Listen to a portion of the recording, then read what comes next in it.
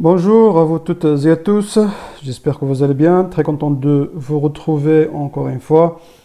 Cette fois-ci, il s'agira d'une activité préambule à l'étude du texte Le dernier jour d'un condamné.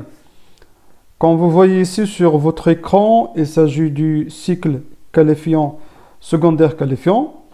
Le niveau ici, c'est le niveau, la première année baccalauréat, c'est-à-dire ce cours est destiné aux élèves, essentiellement aux élèves de la première année baccalauréat, mais également à toute personne intéressée par ce grand roman.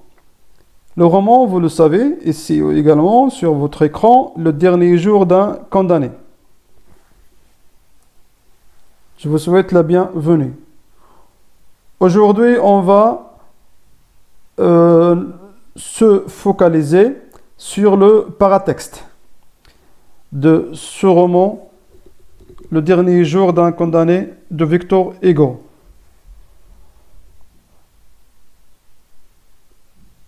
À la fin de cette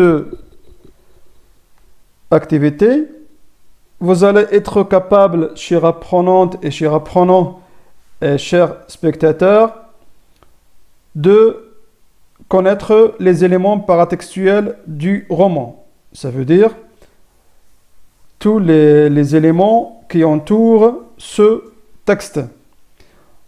Et puis, vous allez pouvoir formuler les hypothèses de lecture. On peut se poser la question, qu'est-ce que le paratexte? Je vous propose ici une définition. Le paratexte désigne tout ce qui accompagne un texte mais n'en fait pas partie. Il regroupe donc les renseignements donnés sur le texte qui figurent sur la même page que lui, tels que le titre, le résumé, quelques lignes de présentation, etc.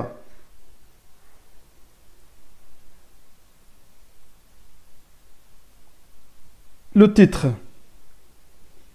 Le titre constitue notre premier contact avec un texte.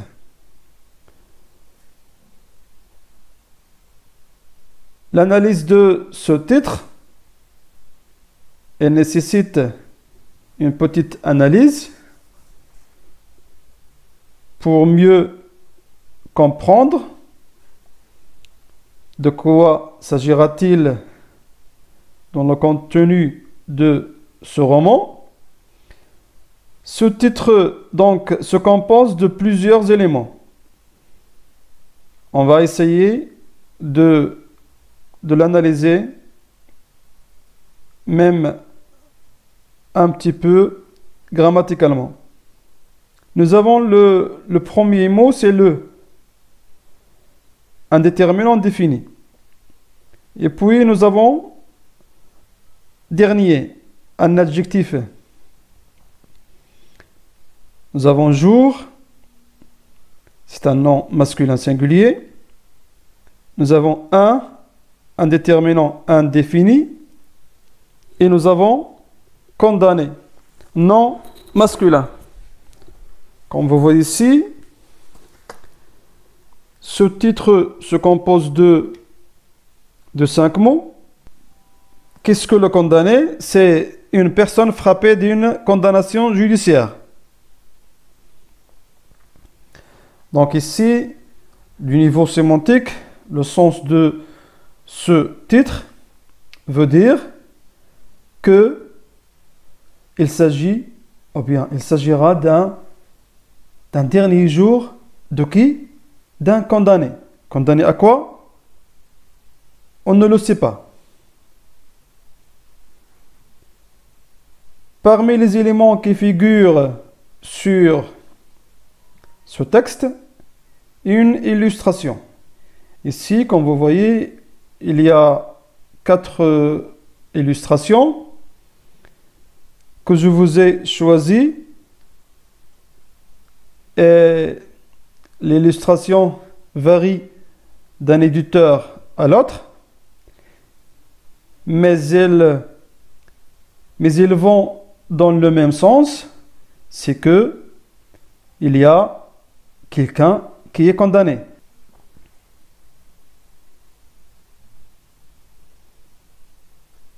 Ensuite, le nom de l'auteur. Parmi les éléments également, c'est le nom de l'auteur.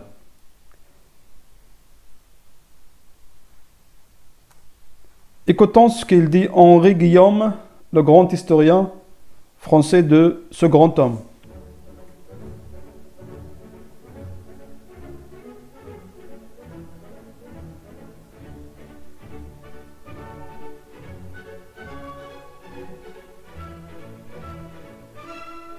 On n'en a jamais fini avec Victor Hugo. C'est un monde, ça, avec Victor Hugo. C'est un monde qui n'a pas cessé de s'élargir. Qu'est-ce que je veux dire par là? Quand il est mort en 1885, il avait déjà laissé ce qu'on appelait une œuvre complète, énorme, gigantesque. Mais savez-vous qu'entre 1885 et maintenant et aujourd'hui, cette œuvre s'est immensément accrue? On a parlé de tombes inépuisables. C'est vrai que les œuvres posthumes de Victor Hugo qui sont sorties entre 1885 et 1900, c'est considérable. Pensez qu'il y a le grand poème qui s'appelait Dieu, tout simplement. Il y avait La fin de Satan, il y avait En voyage, il y avait le théâtre en liberté, il y avait Toutes les choses vues. Et bien, tout ça a été publié posthume, et j'oubliais encore toute la ligne. Puis voilà qu'en 1900 ou en 1902, si vous voulez, au moment du centenaire de la naissance de Victor Hugo, on avait bien l'impression que ça y était, qu'on connaissait tout. Alors, c'est à partir de 1902 qu'on a commencé, c'est l'imprimerie nationale qui a commencé à publier une nouvelle édition qui semblait être définitive des œuvres de Victor Hugo grâce à ce qui était déposé à la Bibliothèque nationale. C'était lui-même qui avait dit « Je veux que tous mes papiers soient déposés à la nationale ». Alors, de volume en volume, les éditeurs de cette grande édition se reportaient au texte qui était conservé à la Bibliothèque nationale et ajoutaient à chaque volume des appendices, des compléments, enfin d'après les papiers de la nationale. Ça s'est terminé, du point de vue de l'œuvre, en 1942, donc c'est pas tellement loin.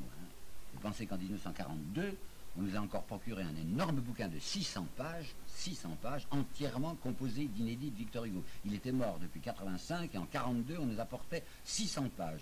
Les unes de prose, les autres de vers, inédits. Comme vous voyez ici, c'est un homme de production inépuisable. Et puis, après le titre, l'illustration, le nom de l'auteur, on arrive à la quatrième de couverture.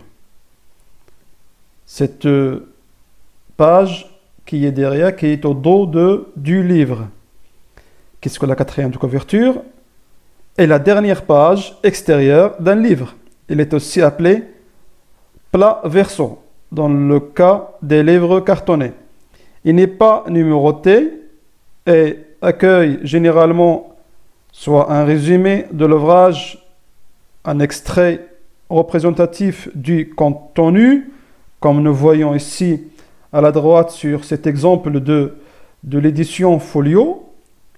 Il y a un extrait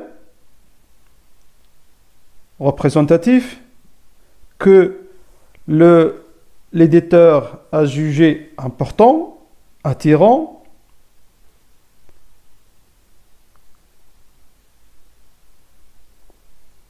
La rédaction de ce texte qui remplit de plus en plus une fonction d'incitation à l'achat, c'est-à-dire il y a toujours cette visée commerciale.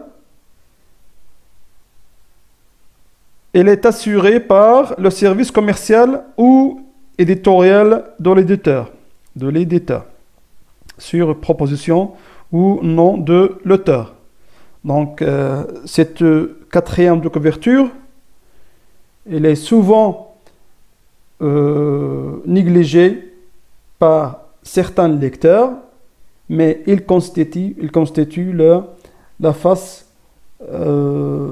immensément importante.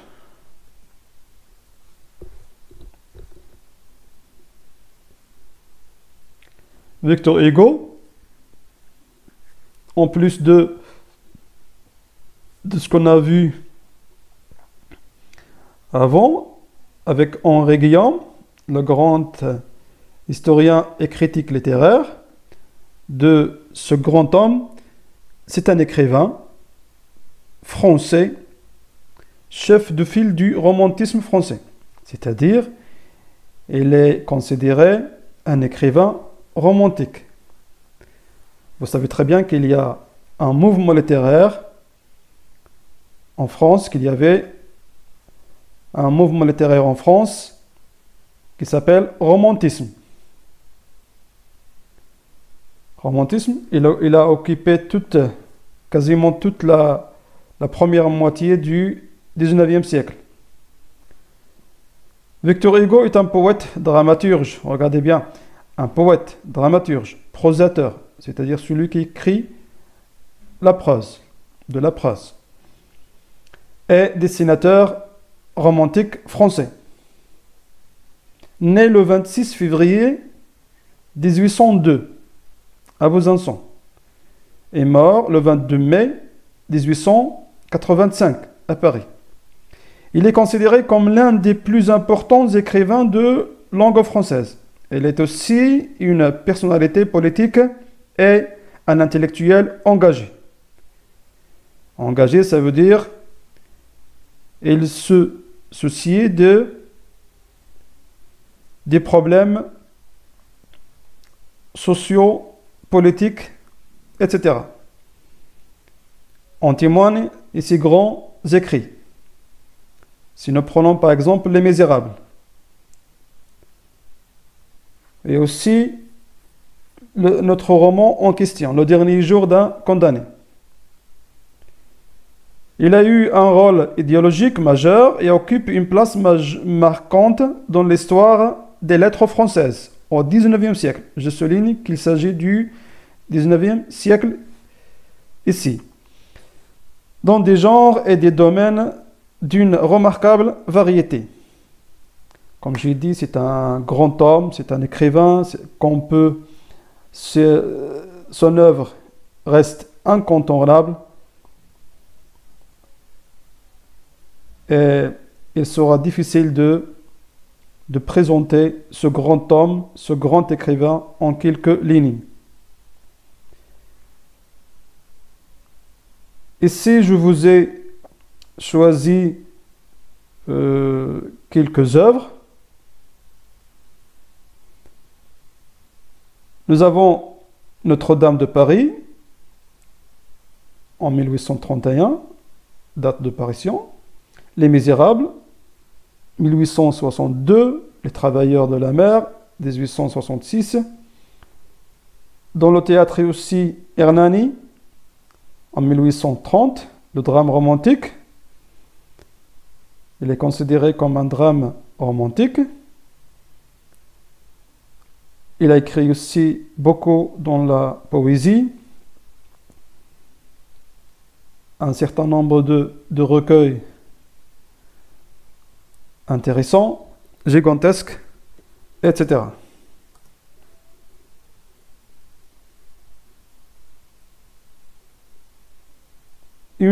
Je vous propose également une présentation de ce roman, Le dernier jour d'un condamné. N'oubliez pas de prendre vos cahiers et de revoir la vidéo et écrire ce cours parce qu'il me semble important, essentiel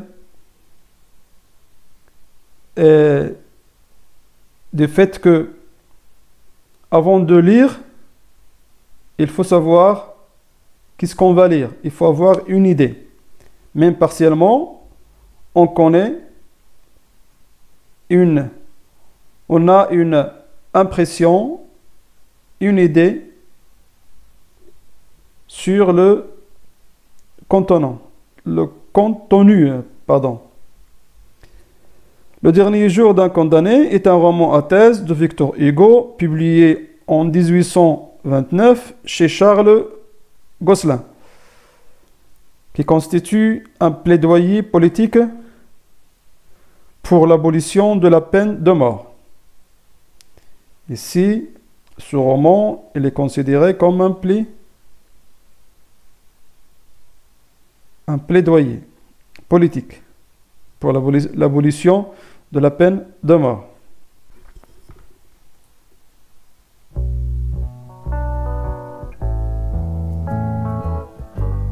Je vous laisse maintenant lire ce résumé. Et sur ce, je vous dis merci d'avoir suivi cette présentation. Et j'espère que vous avez bénéficié de ce cours. Et on se retrouvera avec une nouvelle activité prochainement. À très bientôt.